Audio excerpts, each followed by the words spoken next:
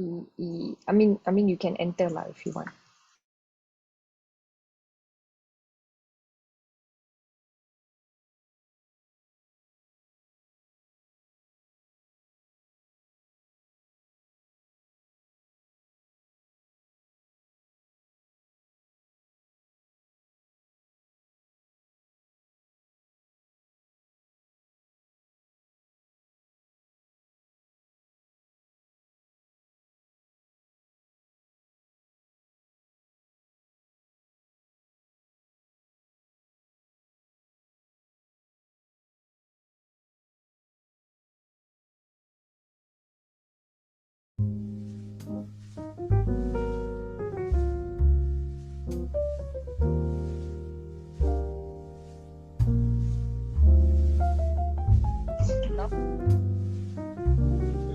Slightly loud.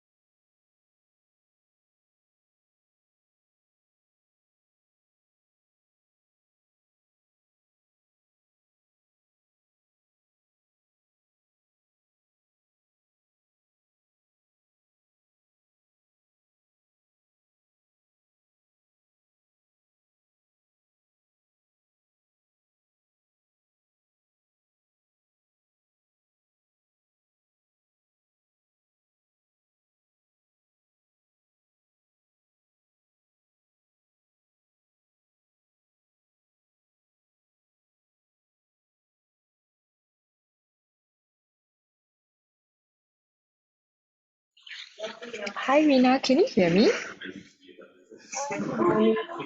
Hi, can you hear me? Yes, I can hear you. Awesome, great. Let's just give it a couple of minutes before some of the panelists join in. Sure. Can I check if my video is working? I think it's disabled now. Okay, hold on a minute. Yeah. It says you can't start your video because the host has stopped it. Oh, okay, just give me a moment. Thanks for flagging that out.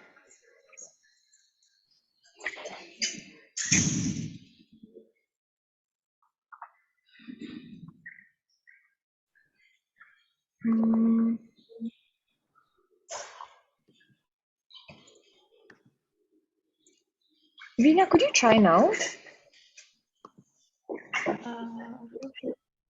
Sure. All yeah, okay? it's okay now.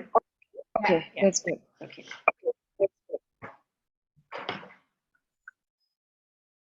Okay, I will probably have to change everyone to co-host. Okay, sure. Okay, no worries. Esther, do you want to join in? Esther's joining in as well. Let me just. Oh, I can't show my video. Okay, I'm changing you to co-host.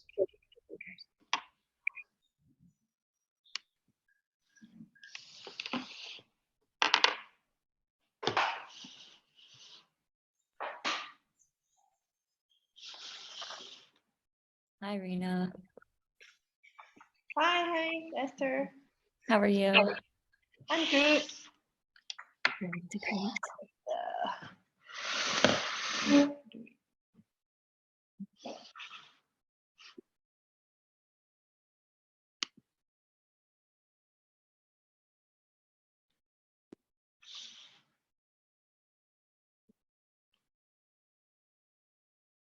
Are you guys in office? Yes, yeah, we are. It's been raining a lot today, though, so I think some of my things are a bit drenched, but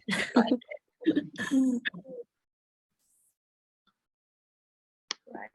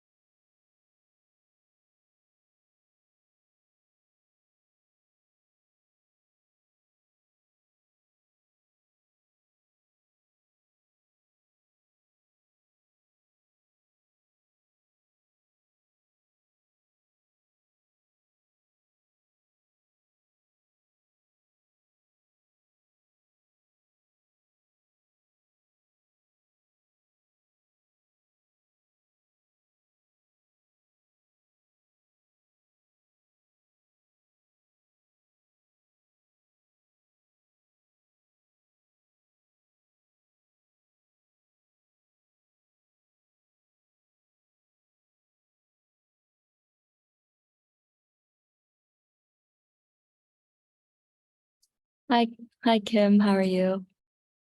Hello, very good.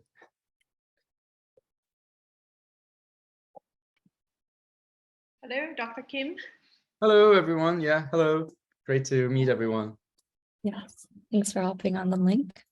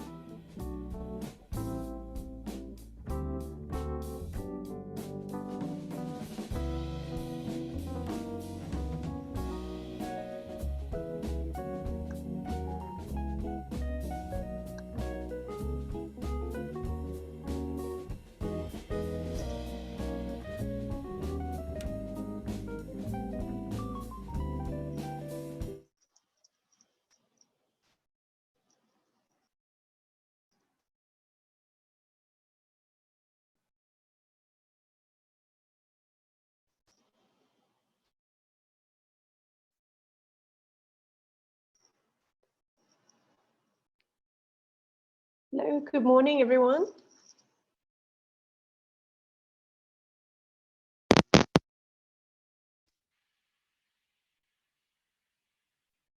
Hello, good morning, everyone. Morning. Morning. Morning. Morning. Morning.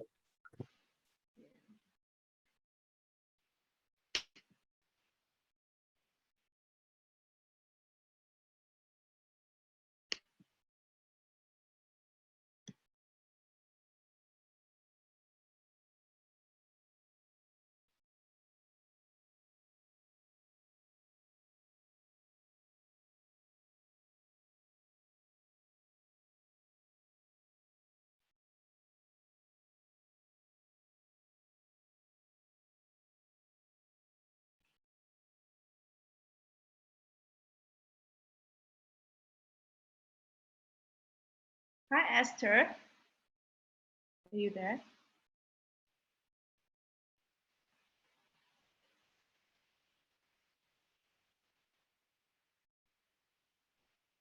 Please let us know if we should start. I think we have 24 participants. Hi, Rena. Thanks so much. I think in the interest of time, we can just get started with the webinar.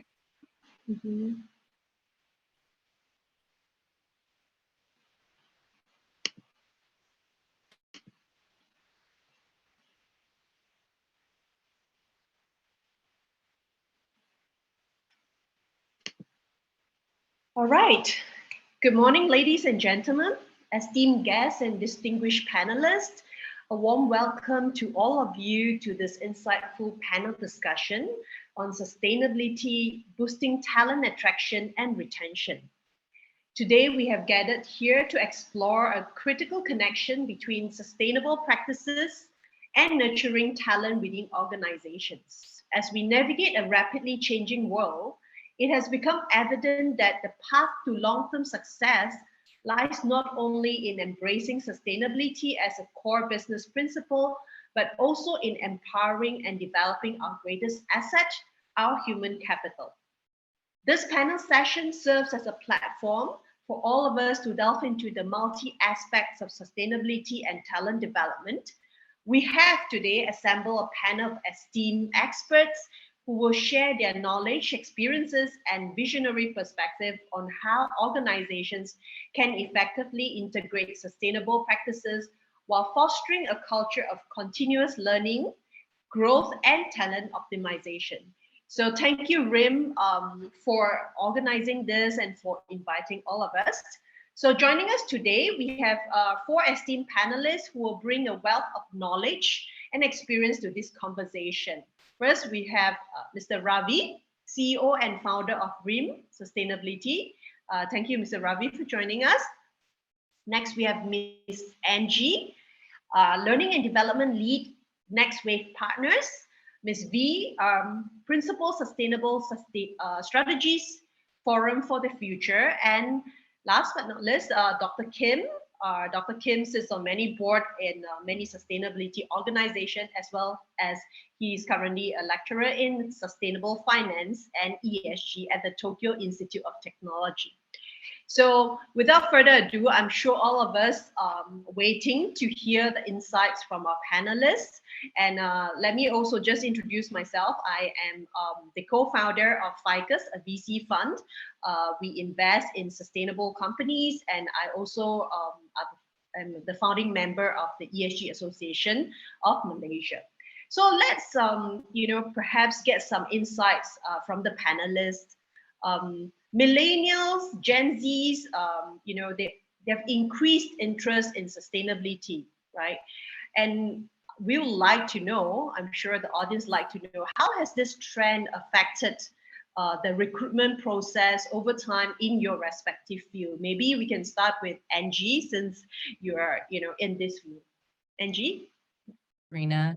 Yeah, so to give a bit of context, Next Wave is a recruitment specialist firm within the energy transition and sustainability and climate tech spaces. So we see this trend obviously being higher that there are more and more jobs in the space. But I think what's really important, and I'll come at it from more of that coaching perspective, which is my background, is there are more and more expectations for managers and businesses because people start merging their identities with a purpose in their life. And I think because I've been trained by Gallup, and Gallup has shown there's been a lot of research done with surveys that people actually look to their job as more of something that builds their whole person, versus before, I think the previous generation's job was very practical. I go to work, I get my salary. It's a means to an end. Now it is very much, it's my whole life. And the expectations have gotten higher. Managers are now expected to be coaches or life coaches more than just dictating what I do in a job setting. And a lot of people might be working longer hours because of a digital ability to work. They're not going into, say, a factory where they're physically separated from being able to work. Now I can work from anywhere. That ability has caused people to actually work more. And so they are finding that I need to enjoy something that I'm doing. And the freedom to do a variety of jobs. For example, you get the freelancing work, you get your Instagram, your social media is allowing people to potentially become more entrepreneurial, has allowed people to also have higher expectations. So what this means in a recruitment process, and one of the advices that we always give our clients, is the fact that it's a two-way street, and you have to be showing the purpose and the mission of your business back to the people that are coming through the door, because traditionally it might have just been a tick box. Do you have these skills? But now it's, do we have the mission that is aligned together for us to get to where we want to go? And if that's not the case, people may walk out the door. So I think it's now more and more important that through the interview process and through your recruitment strategy, you are finding people that are mission aligned. And I think that's the key change that we've seen throughout the years with this trend towards sustainability. All right, thank you, Angie. I think the key word I'm hearing today is, a bigger purpose is no longer just, for financial gain, right? So, Mr. Ravi, you are the co-founder of Rimm, and of course, your whole organization does sustainability. So, do you see getting more applicants, more people wanting to join this space, because it's relatively, ESG sustainability, it has just become the tagline and the keywords just quite recently. So, what are your views? Yeah, no, there's no question. I agree with Angie that the mission alignment and having a mission in the first place, I think, is a key driver of making your workplace more attractive and recruiting, more people. At Rimm, I think we've seen that at two levels. I think we've seen a lot of young people who I think naturally gravitate towards, sustainability themes and are very much attracted, to Rimm because of our mission, to bring sustainability for all. At the same time, we also have witnessed that a lot of mid to late career professionals actually would like to switch. They'd like to use their skills, apply their skills in a more meaningful, in a more societal, contributing kind of way. So that's also an interesting trend, that we've observed. That's more at the senior level. So there's no question that having a business focused on sustainability, democratizing sustainability, will attract, I believe, more applicants. I think, that has been the case. That said, I think there's still a huge gap between attracting the people and managing the people.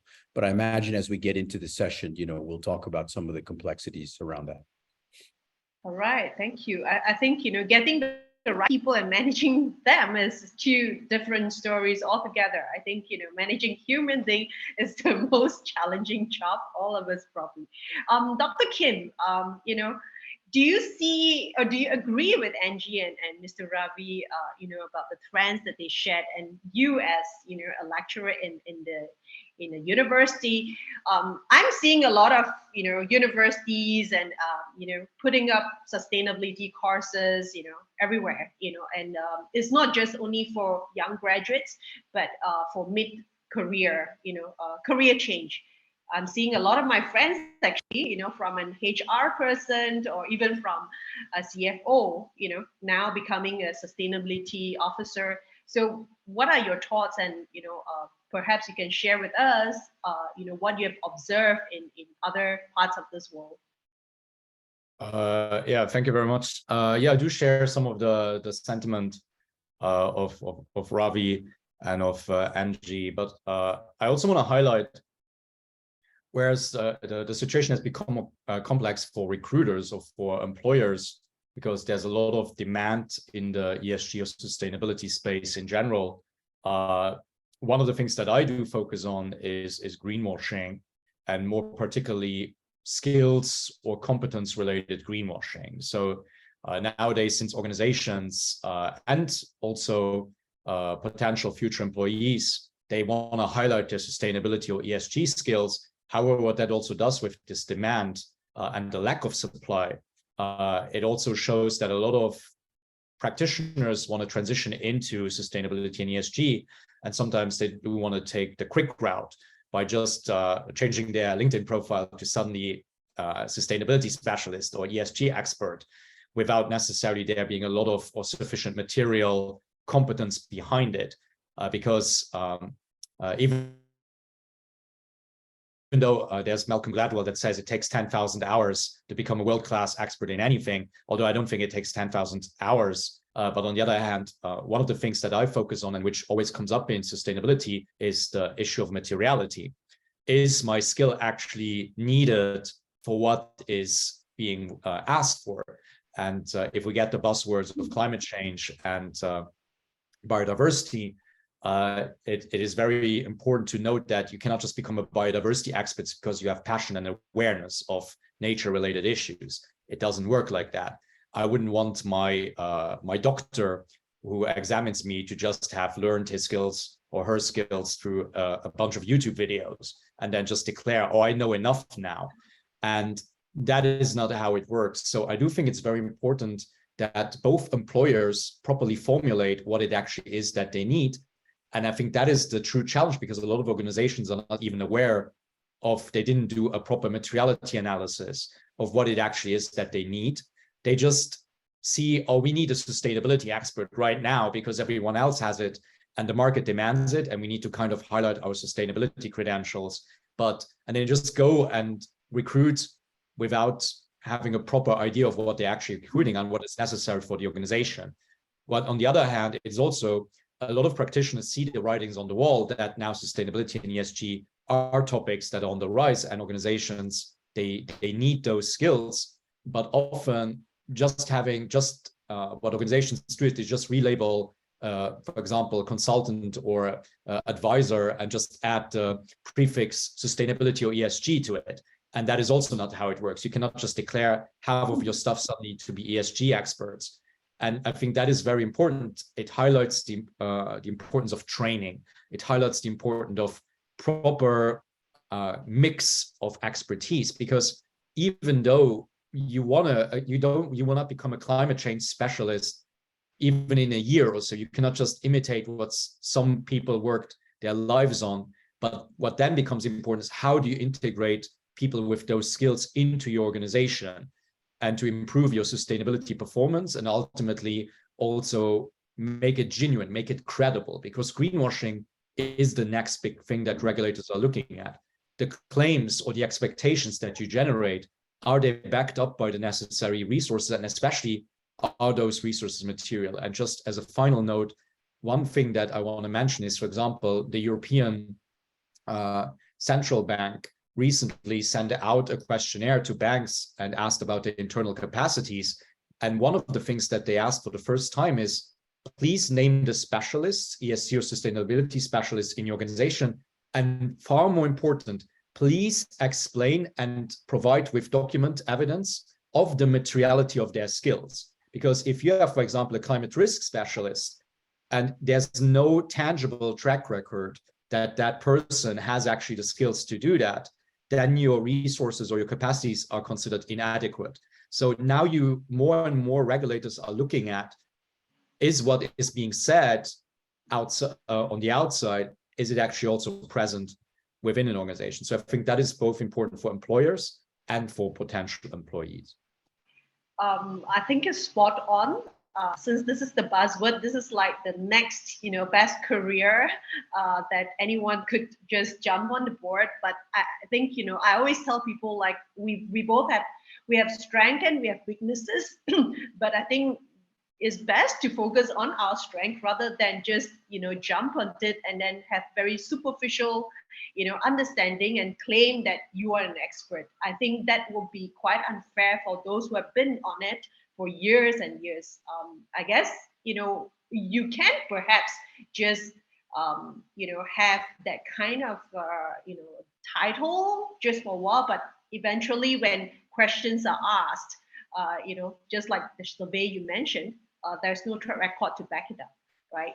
So I think it's important that for all of us listening in, it's important that you choose wisely.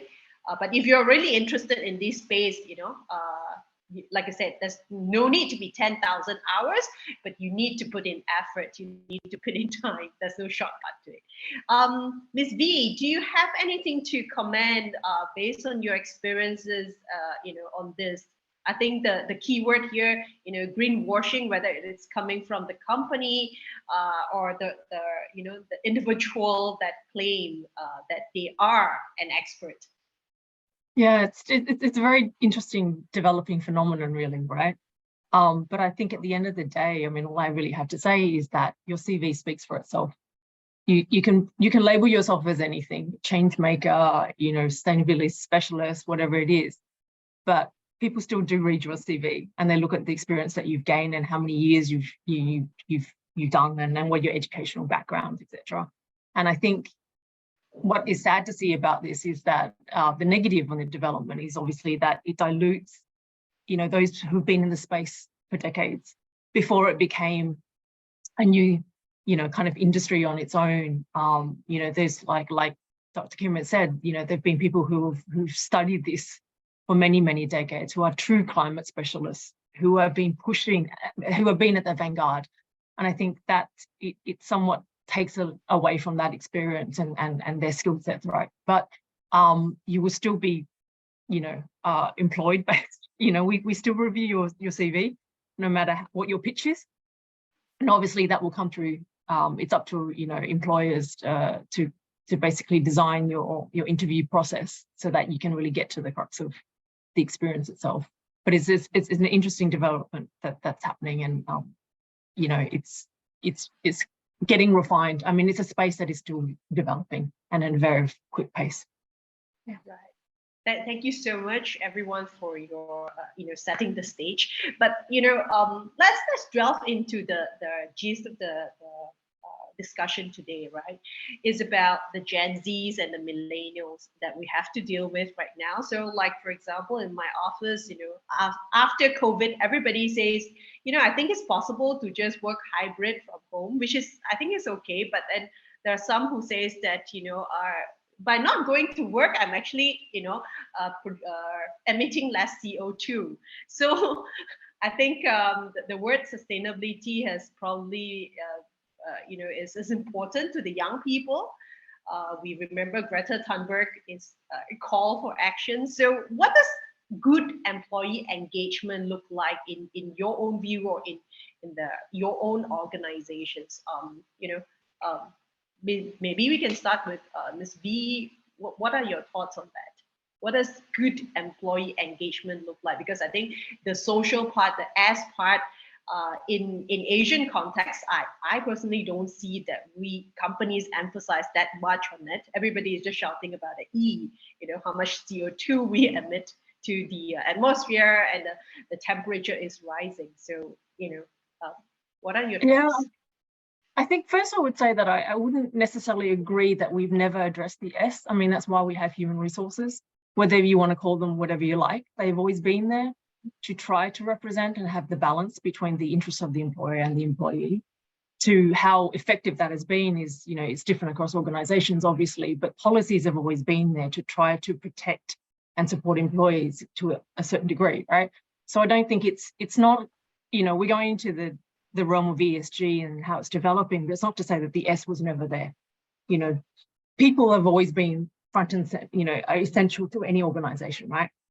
So ensuring that, their health, their safety, their well-being, and that they, want to stay within helps to, ensure that they stay within the organization. But I think the different angle now is that basically because we're talking about sustainability, we need to walk the talk. If we are working within particularly organizations, I mean, for us, we are a nonprofit, sustainability nonprofit. And so people come to work for us with an expectation that our culture reflects the message that we are sending out there to the market. We are working in a space where we're trying to pressure and support and enable other companies, to take up that space and that leadership within this space and represent that S element. Then we also have to do this. So there's a certain pressure that comes with that. And it has to be reflected from your hiring process all the way to internally, right? And then obviously when the employee leaves as well. That has to be fair and equitable practices. You need to do what you say, and it needs to be inclusive, I think, from team dynamics and how teams are formed and how they function, how they work. How do you gauge that? What is your measurement of that and the learning from it? To employee engagement, to ensure each and every employee feels valid and that they feel safe to express their views and to do their work. Obviously for us, we apply those principles of, justice, equity, diversity, and inclusion. We try to embed those, fundamentally into our practices. And, I think it was, I can't remember, it was Angie or Ravi, but they said, that people are looking for meaning and purpose in their work now, right? They're looking for organizations to support them as a whole person. And your culture needs to reflect this through your practices and your treatment of your staff. And it comes, with pressure from internal practices that they reflect what we preach in terms of social impact externally. But apart from the pressure, there's also an opportunity, right? That we lead by example. We work in this space, we believe it, we need to lead by example. But the responsibility that I have to say is of both employees and employers. It's both the professional and the organization. They have to work in tandem. You need to voice when there is an issue, or if you see something wrong. You need to also be proactive and active in engaging with your management in terms of suggestions of how you can improve that, to be able to work together. It's no longer like a, top down anymore. I think if you want to be seen as a whole person, then you have to come to the table as that. Yeah. Well, thanks, VR, for that insight. I think, to be transparent, to be, have a 360 engagement is important. But let's come back to you, Angie, in your work of, coaching and learning and development, right? What are the challenges that you see in this space, when it comes to employee engagement in your experience? What are the one or two things that you feel that is still gaps in there, and how do you actually coach them to basically address this? Yeah, I think V has brought up a really good broad overview of all the things that we need to think about when we look at the topic of employee engagement. And I kind of wanted to approach it by diving a little bit deeper into some examples I've seen of some cool things that people have done to improve this. But I would say, in answer to your question, Rena, the biggest challenge is actually scaling a company culture and ensuring that strong company culture is felt. Because you could have it as a value statement on your wall, but that's meaningless if it's not shown on a day-to-day basis. And that is by the leaders and the individuals. It's not, and a lot of people, again, expect a lot from the managers, but it needs to be shown on a day-to-day basis by everyone in the organization. Senior people who are mentors to juniors also hold a responsibility in that, but they won't know it if that engaging kind of culture is not flown through. So I think it's allowing those kinds of open, honest conversations to happen, and not having a fear-driven culture, not having a toxic type of culture being led. But some examples I've seen, mental health community led by Sabrina called Calm Collective. Actually, they start all their internal meetings with what they use. They use emojis like, today I'm feeling cloudy, or today I'm feeling sunny. So they use those to set the stage. Okay, how am I actually feeling today before this meeting? So you can appreciate and you can go through the lens of, okay, well, maybe today might not be so good for me to be so direct or so harsh on my feedback because you're not feeling so great or something's happening in your personal life. From a B Corp event, I actually found a company was finding that someone was underperforming and they didn't understand why. So they took a step back and just asked about the person as a whole, like what's happening in your personal life. And they found out that something had happened with, the preschool and the nursery of this mother. So it was causing her to think about quitting because she couldn't actually get to the preschool on time. When they then were able to change and adapt just the flexibility of her work schedule, that problem was fixed. She was able to come to work as her whole self. So I think it's that actual understanding that people do have other things that impact their workspace. Some companies are now saying, yeah, completely remote, you can work from anywhere, developing the policies and the practices that work for your business, because that might not work for everyone, but then holding to what that means. But at the same time, I think it's important that, there is also set certain standards and expectations that are drawn, that companies don't feel, threatened by the whole phenomenon of quiet quitting and all of these kinds of things that are coming up through the roots. Because at the end of the day, there needs to be a standard set, and there has to be some ways to judge performance, and there has to be direct and open conversations both ways. It's a two-way street, right? But I think it's had to be held in a very constructive way, and it's not a reprimanding, negative reinforcement type of way, but it is important that people understand that feedback both ways. And then the final thing is the retention of people long-term. I've heard the phrase, I see it all over LinkedIn. Yeah, people don't quit jobs, they quit managers. Yes, that is true. Most of the time people do quit managers, but I don't 100% agree with that statement in the sense that sometimes people do grow out of the actual job that they're working. They might have done it for 3, 4, 5 years and they're bored of doing that same thing. They're not getting developed. Ultimately, people want to be developed. So when people raise these kinds of things, actually listening, like we said, and actually making a change. Like Next Wave, when they heard that I didn't just want to be a consultant, they had a career path ready for me that I could aim up for. Having people that can raise their hand and say, oh, when that person's going on maternity leave, I can start doing a bit of their role to gain some exposure, to gain some development.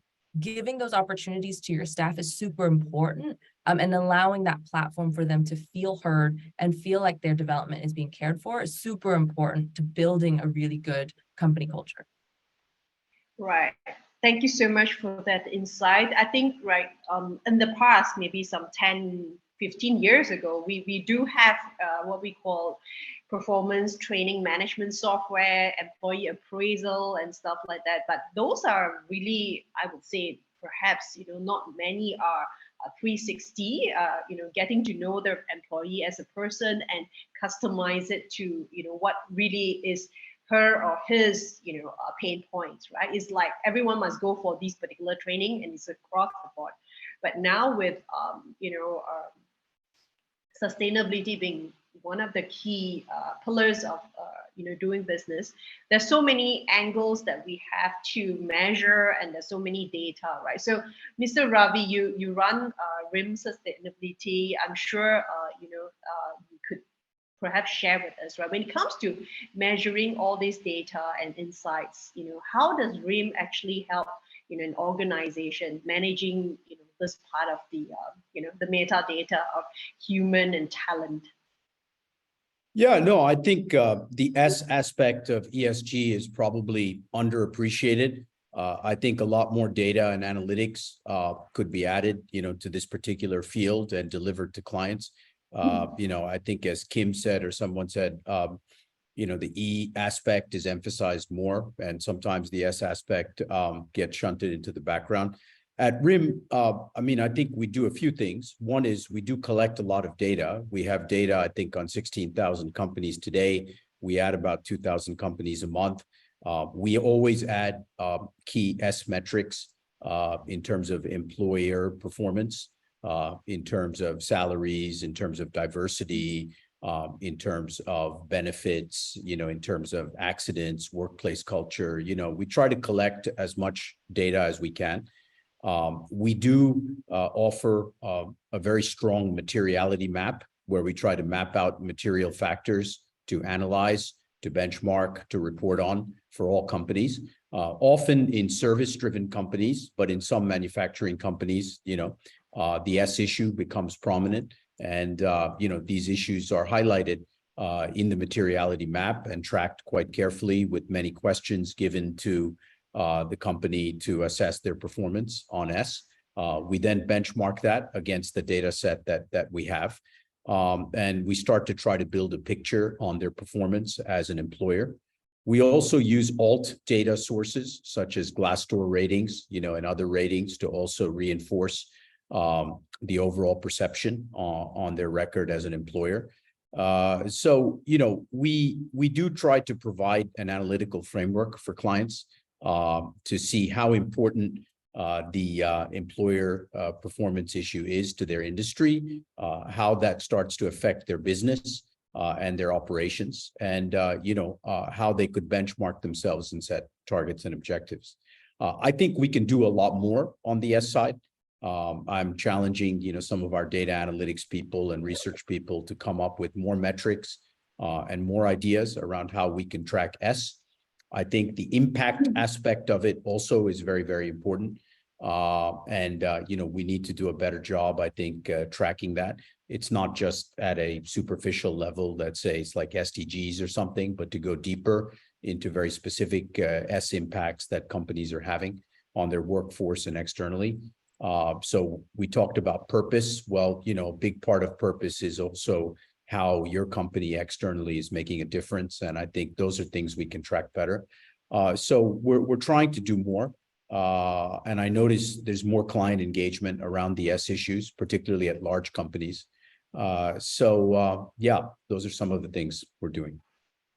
All right, thank you. I think it's important because to me, fundamentally, when you want to report, when you want to disclose it's about data, then we have, the question of whether, how reliable are the data? And if you have the data, who are you benchmarked against, right? Is it your competitor locally or, in the region or in the world? So Dr. Kim, I understand that you sit on many sustainability board, and I have to ask you this question. There are so many standards and frameworks. I believe the bigger organizations, they do have the resources to understand and to appreciate and even to deploy, and to be compliant on this. What about the SMEs, the smaller companies who wants to also embrace this, but they do not have a clue, which framework, which standards to start with? So what are your, maybe suggestions or tips for them? I believe a lot of Malaysian SMEs that I've engaged with, they do not really know where to start. Of course, awareness and education is important, but I think it's impossible for us to teach everything. So what is the shortcut? Well, as Ravi mentioned, has been like the term materiality is very important. So, and of course, there's an entire spectrum of a materiality analysis. So if you are an SME constrained by resources, internal resources, but you still see the necessity, or also it's a mix of necessities, global expectations, but also regional regulators stepping in and also turning up the pressure. I think there's just a global push for more sustainability and ESG integration. And once you become aware of that, be it in your supply chain, your supplier, an SME, or your startup that also wants to just develop its own business further, the thing is, now you can always start and do a materiality analysis. And if you find these gaps, then there's tools that you can utilize to fill those gaps. But on the other hand, I think the first thing that I would give is you can always use, so for example, you have the United Nations Global Compact, you have the Global Reporting Initiative, you have the TCFD, you have all these types of frameworks that can help you at least get an idea. But if you then find out, yeah, these frameworks are already too complex for us to at least consider in the first place, then your materiality analysis revealed those gaps, and then you can sort of find ways to fill those gaps, either by have an advisor or by looking through services that can plug those gaps. Obviously, we are in a webinar for Rimm sustainability, so that is obviously one of those services that could provide guidance in that sense. So, but either way, there always starts, and the materiality analysis is nothing else than looking at where do I stand right now, where are my gaps, and what are my potential strengths that I already have to respond to what my business is supposed to look like in an age of sustainability and ESG. That is basically what it's supposed to be. And it can be human resources. And if you identify, I want to grow, I want to expand my business, I want to reach more potential customers across either regionally or globally in globalized supply chains, I want to extend that, but I need more resources. Then if you identify these gaps, then the next step then would be, and you cannot fix them by yourself by either internal training or so, then you need to go out and seek ways, external ways of capacity building, getting additional resources. And that is, I think, so my short answer would be that it's never too late to do a materiality analysis. It's never too late. That be either technical capacities or human resources. It's never too late. And maybe your analysis is quickly over because you realize, yeah, we are just lacking in a lot of areas. But then it requires you to then go out and seek support, seek external resources to scale. And yeah, so that would be my answer. Of course, as a first indicator, so there's these frameworks. For example, in terms of full disclosure, I sit on the GRI Global Sustainability Standards Board, which is a sustainability reporting framework. And then I'm also active in the ISO, the International Organization for Standards, on the different. So, and in there, we do have standards that pertain to capacities. And again, in terms of scaling those resources, you just need to analyze what is my business and how does my business, what is expected of me in terms of sustainability, or how can we become more sustainable? And if you find out we do not have what it takes right now, then go and seek support. That would be the easiest way of doing that. And those frameworks can give you an idea of benchmarking yourself and how many of these answers can I respond to myself.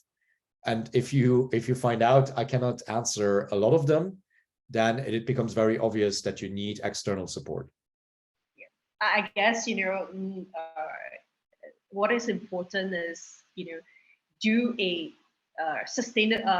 materiality assessment. So to me, it's probably like, if I were to explain it to a layman, it's like, go for your annual health check, go to a reliable doctor, because if you do not have that health check, you do not know whether you are actually, overweight or, your cholesterol are bad. But if you identify that you are below the industry standards of your BMI are higher, then, seek help. Do not be your own doctor, because I don't think anyone can be a Dr. Kim overnight. So I think that's important. And that brings me to the next question. Of course, sustainability to many of the SMEs that is pressured to comply. To many of the owners, they think of it as an additional cost. Of course, all of us here, at least me, I would try to tell to the business owners that it is probably an investment, not an additional work, not an additional cost, right? So, maybe I'd like to pose these questions, right? Now, in your opinion, what are the tangible and intangible benefits, of incorporating sustainability practices in the employee engagement? Like, for example, Angie, how would you, sort of like convince a company that this is important? Yeah. So I think for us, the big one that we just went through was B Corp certification, which was quite an intensive process. And I think some of the biggest benefits was through the process, like Dr. Kim was saying, is the fact that you realize, oh, where are the gaps? How can we improve them to actual standards of the market? Because you may be exhibiting them, but maybe it's not clear enough. It's not formally being introduced or held across the business. And then ultimately, we also got advisors on our external board who are very much in the ESG space that were able to help us actually look into our practices and like I said, have an external person kind of give you advice to improve. Definitely, it ultimately improves your business as a whole. But if you go back to the Gen Z and millennial topic, it also helps to attract them, right? Because they then, that credibility, that showing that you actually care enough to assess yourself and you don't just talk the talk, you, like Bea was saying, you walk the walk. So that's why I'm going to put myself through the test. I'm going to show that I've actually got those healthy standards, like you said, actually is able to credit yourself to the people that are joining your business, but also people that want to work with you. And that helps with clients, with your branding, allows you to actually do more of the work that you want to do because there's more trust in your brand, of course, depending on what kind of credentials that you go through. So that short-term investment of time can lead to long-term investment in results of you being able to actually impact the market. And ultimately, I think the thing that really is important is that if you put these standards and practices into place, you're actually going to be able to retain the talent that you get through the door. And that's super important because if people start leaving and you have to retrain and all that company IP leaves the door with them, that ultimately is another huge cost to your business that I think goes under that intangible cost that a lot of people don't put into as much importance. Like Ravi was saying, a lot of people focus on the attraction part, but it's the retention that's key. Like you want people to stay minimally like a couple of years. I think you only get the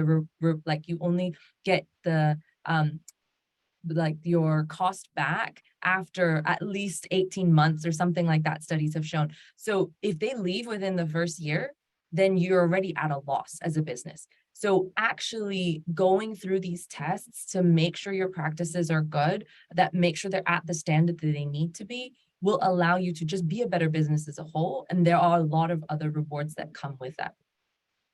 All right. Well, thanks, Angie. I think, the changes and the turnover, too much of it, like yearly, is actually cost, not just, in terms of cost, but the, continuity of businesses. So, I get scared when I see people's LinkedIn, like, it's a 1 year kind of thing, right? So, how much can you do in 1 year, right? So, Ms. B, do you have anything to, to add on to what Angie said in terms of the skills development, the capacity building, and in your work? I think also like one thing I'd like to point out is that diversity brings different perspectives, right?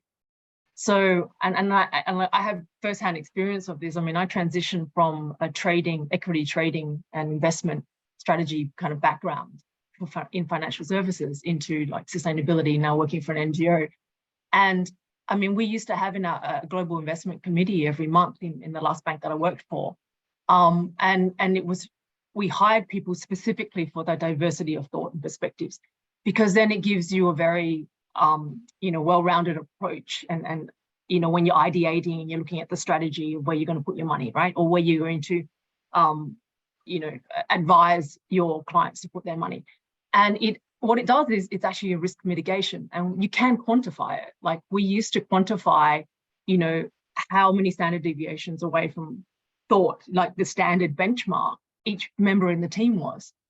And then we would compare that. So everyone had a diversity score. And then they also had a, how right was your investment call? You'd get that measured too. And you could see that, the overall performance of the group improved with the diversity of thought. So I think, that's really important when you're looking at, capacity building as well, and just basically who are you hiring? You want to have that diversity. It's a risk mitigation. It adds value. It brings different perspectives. I think it's undervalued to a great degree. But in terms of like the skill development and capacity building, I would say that as before, employees want meaningful work. They want it aligned with their own moral compass and principles, as well as the work itself. So the workplace needs to answer for this more qualitative aspect as much as the technical demands of the job itself, right? The world is basically changing, especially in the field of sustainability, as much as, we're in a period of new change and challenges that we may not have actually faced before. And we need to be able to help enable employees to be better equipped to meet those needs. Firstly, in terms of their sense of agency, they must feel that they have the capability to do so, as well as their specific skills. And in the same way that we are working in sustainability for different industries and sectors to transition, we need to support employees to also constantly develop their knowledge and practice within their existing jobs, not just what's going to happen when they leave. To be able to face those challenges, to be able to transition themselves, because the workplace is always going to be constantly changing, right? I think almost at a faster pace than we have seen in the past. By enabling them to expand, we're also equipping them to be able to be agile and flexible. We need to have mechanisms in place to measure also where they're at in the organization, where they're at in their own development, their capacity to perform their roles, and then obviously definitely work towards plugging those gaps. We've been trending for decades towards specialization, where everyone is expected to have a special skill, be focused in a technical expertise, right? And I think what we're finding now is that it's becoming more, the requirement now is more for generalists. I always think of this as, as a sustainability specialist, my one goal at the end of the day is to make myself redundant. I mean, when we don't need sustainability specialists, there's no industry for that. That means that sustainability is deeply embedded in every organization, and every employee is a sustainability specialist. And I think that's what we want to work towards when we're looking at development of our workers within our organization, is that they all become sustainability specialists. They all are aware of the ecological and the environment and the social impacts of the work that they do, and what the impact of the organization has on society. Internally for us, we have something called collectives. That's the way, they're collectives for the actual body of work that you do. So I work in energy and in food systems, so I'm part of those collectives. But then there's collectives for things like, the justice, equity, diversity and inclusion. There's for systems thinking. And that is a way to ensure that employees are actually given the time to constantly develop skills, like the hard skills as well as the soft skills, so that they become resilient and have a greater proposition basically out there. Yeah. All right, thank you. I like the statement of making us make sure that we don't exist anymore, because sustainability is probably embedded in our DNA. It's just like I see people posting on their social media about them picking up rubbish. To me, isn't that given? It's like, why do we need to teach adults to do good, right? But anyway, since this is something still at its infancy, I guess all of us here have got a role to play still until that day comes. But I really like that comparison. So, coming back, I think, in the interest of time, I'd like to also encourage the audience to actually post questions. We will leave about 5 to 10 minutes. Do you have any questions that you want to ask the panelists? Please write it on a chat box. So let me just go to the last question. As we talk and discuss about sustainability and the tools and the platforms and the standards and the frameworks, there is definitely no one size fits all, right? Especially when it comes to our topic today about employee engagement. So I'd like to basically ask Mr. Ravi this question. So Rimm provides a solution, and I'm sure you mentioned that you have got thousands of clients' data and different industries as well, right? So in your opinion, what are the common mistakes that companies do when they jump into sustainability and trying to sort of optimize the talent attractions and retention? I mean, based on your engagement with your clients, right? What are some of the I would say advice that you would give to let's say an SME who wants to embark on this? Yeah, I mean, I think, the fundamental piece of advice is ultimately one has to understand that anything we do in the ESG field is critically and integrally linked to their business. So, any entrepreneur, and most SMEs are usually run by entrepreneurs, and founders, as opposed to very widely held public corporations. The point is that ESG is not some exercise that you do in isolation. So to use your health check example, just like nutrition will play a very key role in your health, ESG will play a very critical role in your business health. Think of it as, from an economist perspective, as addressing critical externalities that affect your daily business operations. Now, employee engagement is a key part of that. So if you're an SME and 50% of your costs, right, are employee costs, what would that suggest? Well, it would suggest that employees are a very critical part of the value creation and the service and product that you provide. And therefore, it's intuitive and logical that you would take care of your employees, right? And address all issues related to employees, from recruitment to engagement to retention, across the chain, so that your business could be competitive, so that those employees don't leave, that they don't go to competitors, that you have disruptions in your business in serving your clients. So it's just logic, it's not rocket science, really. Then a lot of clients, for some reason, they disconnect an ESG health check or exercise, from their daily business. And, we are always there to remind them that ultimately this does come back to social license to operate. It comes back to managing costs effectively. It comes back to managing externalities and risks which could disrupt your business in the supply chain or at the factory level, right? So ultimately, whether it's an environmental risk, a social risk, or governance risk, they all fundamentally will impact your business. Now, not all of them equally and not at the same time, but the reality is fundamentally, to go back to my example, if employees are a critical cost item in your business, you need to manage that cost item very effectively. It's a resource, it's an asset that you have to manage, right? So that's the simple message here. Right. Thank you. I think that basically is critical, because I think the good thing about engaging a professional or an advisor is that you don't do the mistakes that that can be prevented, right?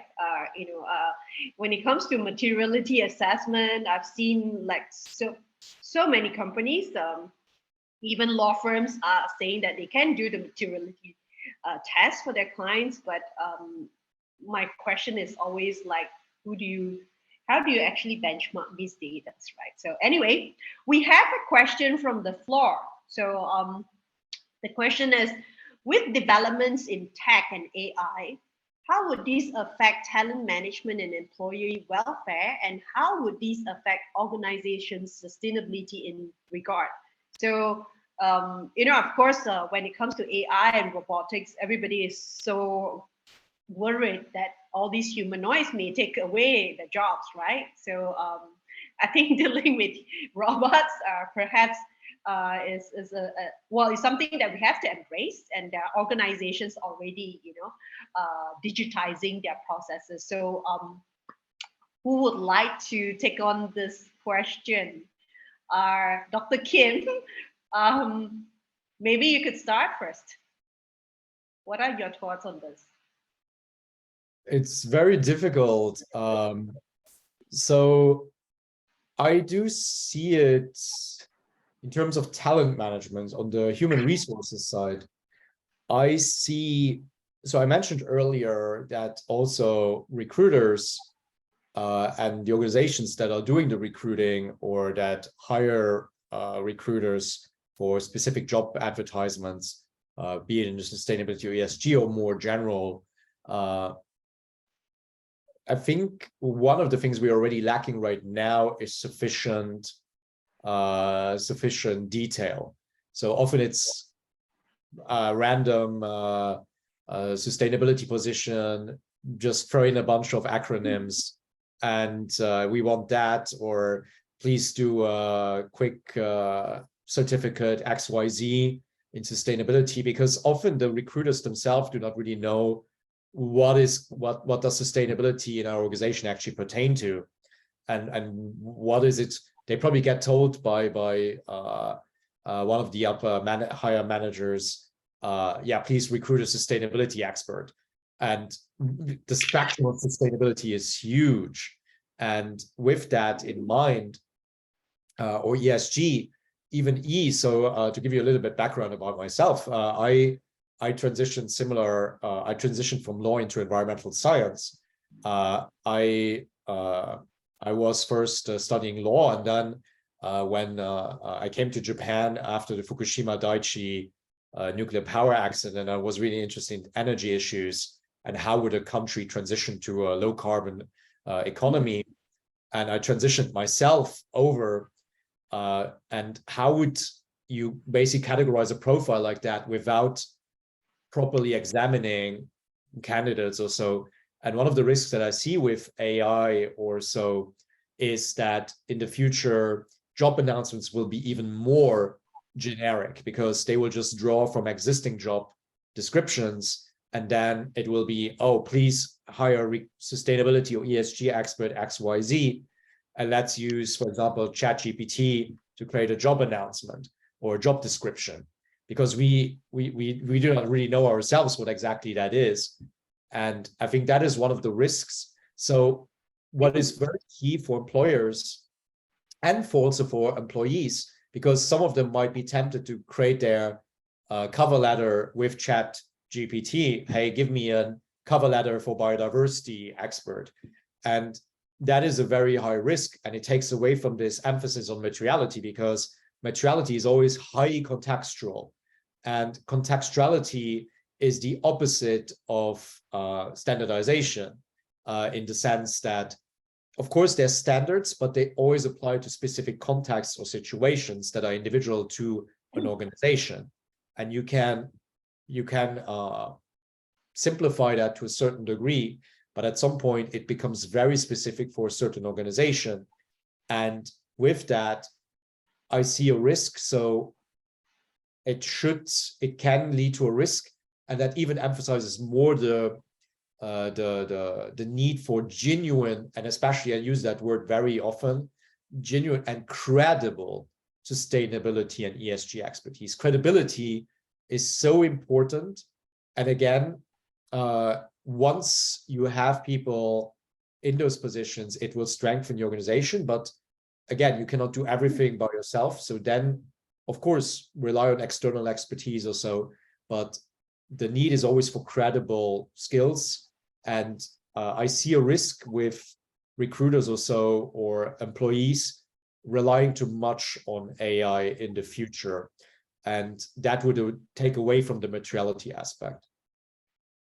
Right, thank you. I think your answers probably give some comfort to those who are worried about it. But of course, AI, generative AI and robots are there.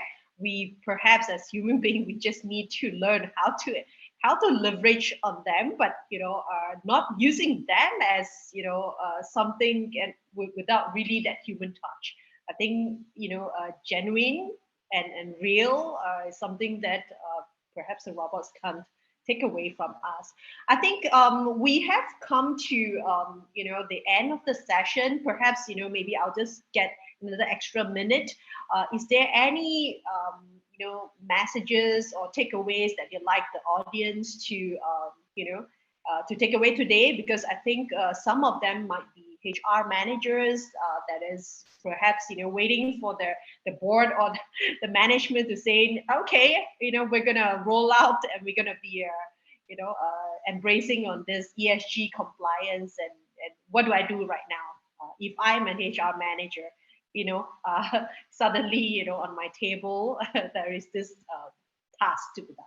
So maybe we'll start with maybe Ms. V, and then just go around the table. Yeah, I think my underlying message is that engagement is a two-way street.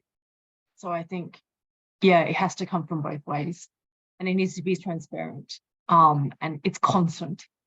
Change is constant.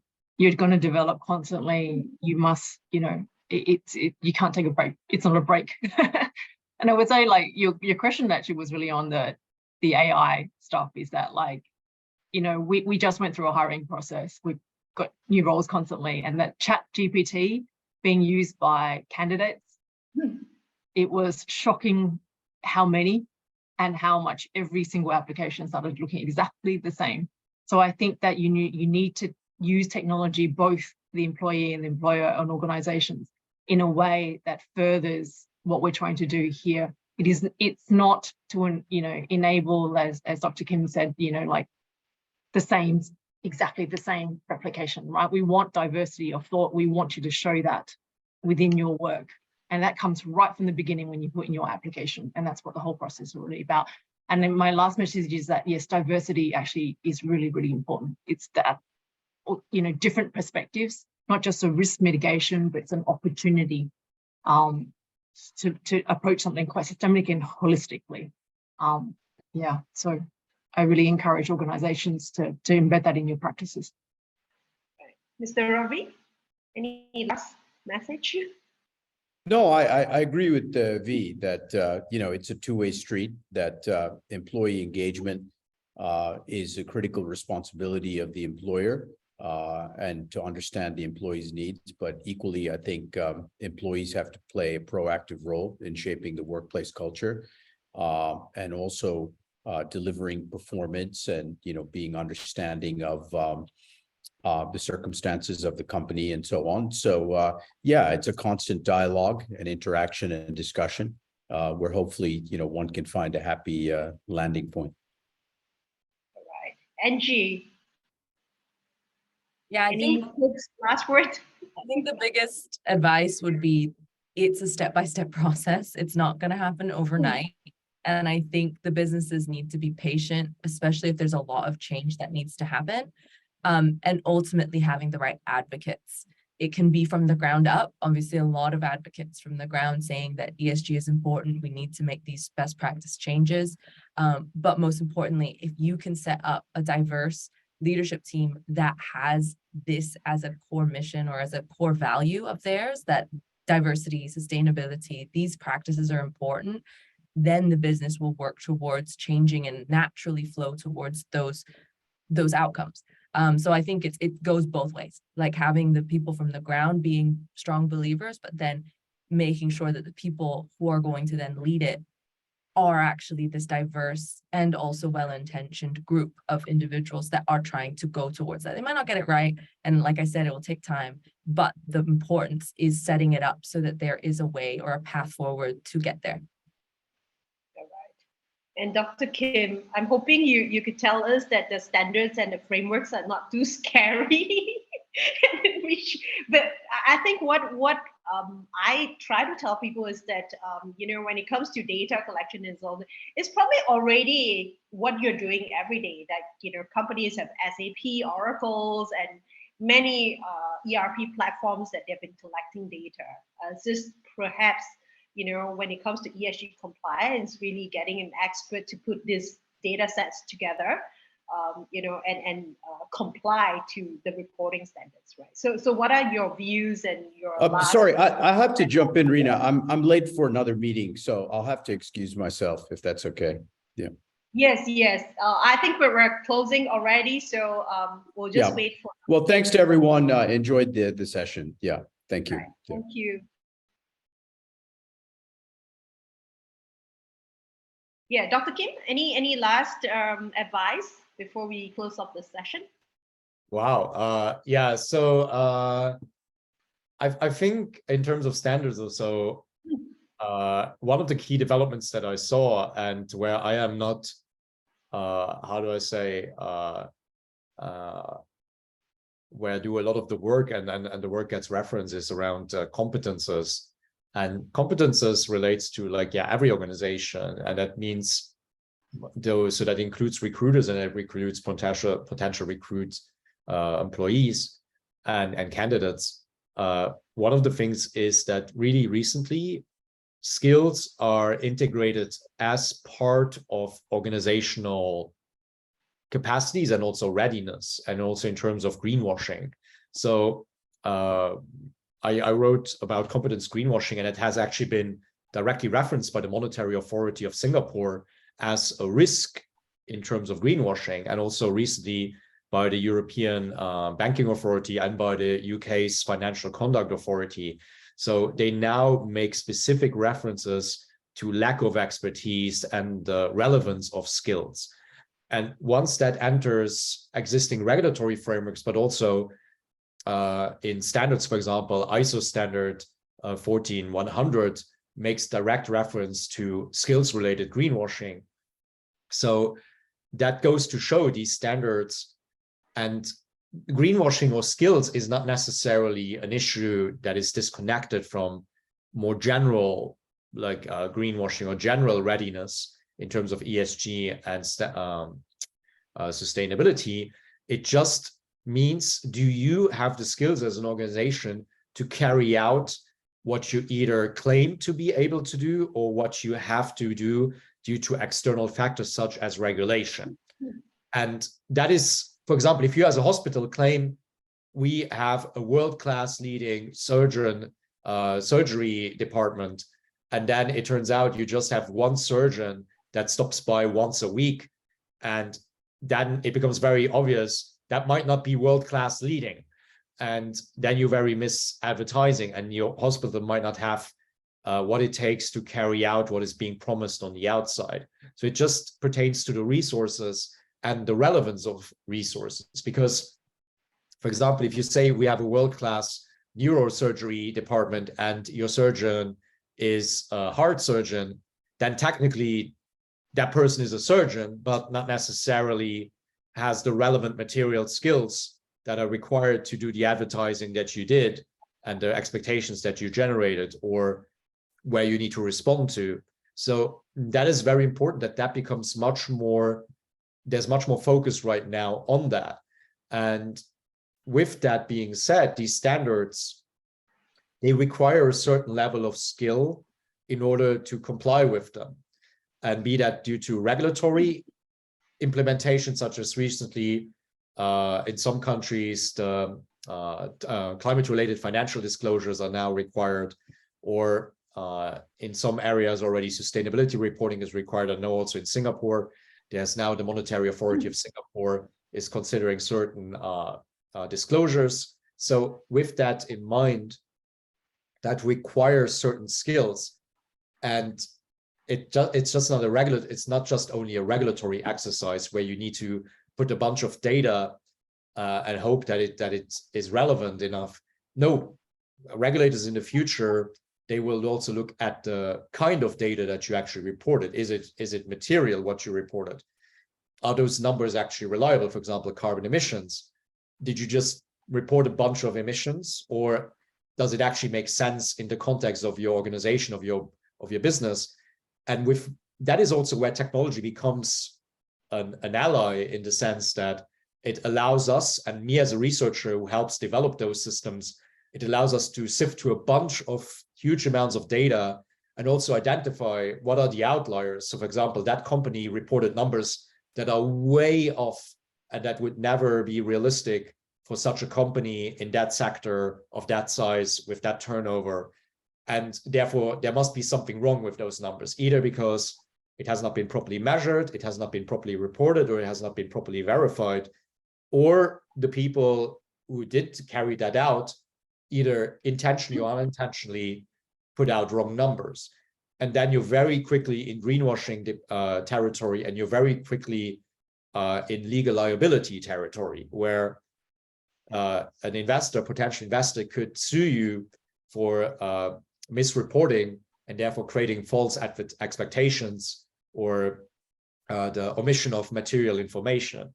So it becomes very important, and therefore skills are very important. But I also, as a final note, and on a more positive note, I also want to say, I don't want to dissuade anyone from starting their sustainability journey or their ESG journey, because as I said, when I transitioned from law into science, I had to take an entrance exam because the fine people at the University of Tokyo asked me, do you know anything about science? And I said, like, no. And then they said, you need to take an entrance exam so that we can check that you actually have. And I had to, for 10 months, I had to go back and hit the books and study on my undergraduate level, physics, biology, all that. And all the planets aligned for me to pass that exam. But I'm just saying, it requires a certain skill, but also if you have a passion, if you have awareness, and if you have the determination, then don't be dissuaded in the journey, because again, sustainability will become more important.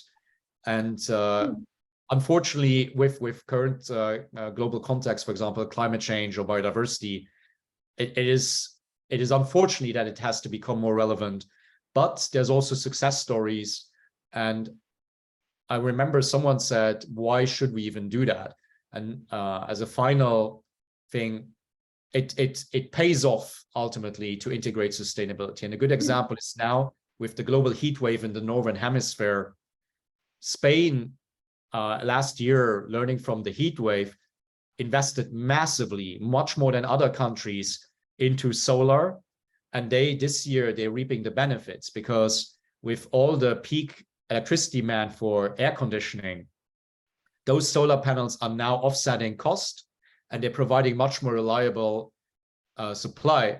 And I'm sure there were people who made those decisions and also forward-looking, and other countries didn't do that. And now they are suffering under extreme heat without proper electricity infrastructure. So it does pay off. So if you have passion, if you have awareness, if you do want to transition into that field, be aware that you still need skills at the end of the day, but everyone can find their place within this large spectrum of sustainability and ESG. All right. Thank you, Dr. Kim, for that detailed explanation. I think and sort of like making sure that we don't feel that all these standards and frameworks are too scary. They're just there to perhaps guide us. But I think if I could summarize what I've gathered from all the panelists, is that it's definitely a journey. It's a two-way journey, and it's a continuing journey. It is not something that you just want to do because it is the trend right now. And I think there is no one size fits all. We basically have to be, I guess, being resourceful. And I think perhaps for the business owners who wish to perhaps embark on sustainability, think of it as an investment. It's not a cost. Of course, the return probably is not that immediate. So I think thank you everyone for spending your morning with us. I think we've concluded this session. Over to you, the people from Rimm. Is there anything you want to flash to the audience? Thank you so much, Dr. Kim, Angie, V, for the interesting discussion.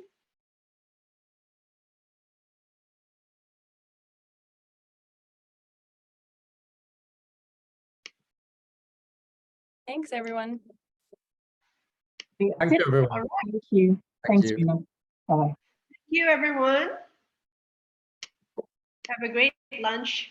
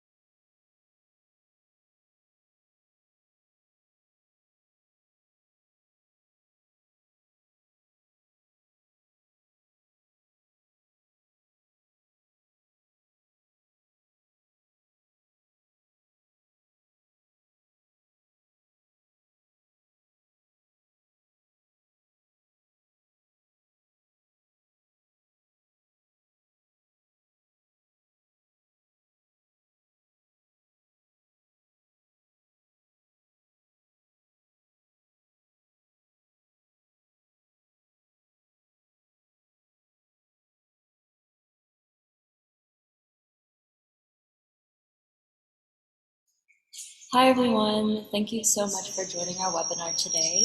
If you could spend some time to quickly fill out the QR code, that would be greatly appreciated. Thank you.